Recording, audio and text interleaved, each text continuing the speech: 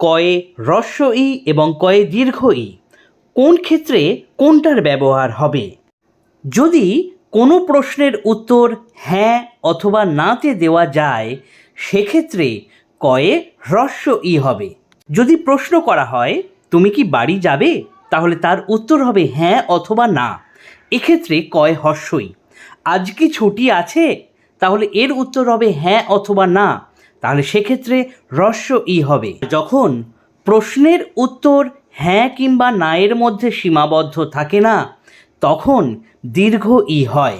এক্ষেত্রেও কয়েকটি উদাহরণ দিলে বিষয়টা স্পষ্ট হবে। প্রশ্নকর্তা যদি প্রশ্ন করেন তুমি কি কাজ করো, তাহলে এর উত্তর কিন্তু হ্যাঁ কিংবা নাতে দেওয়া যাবে না, কাজের নাম বলতে হবে।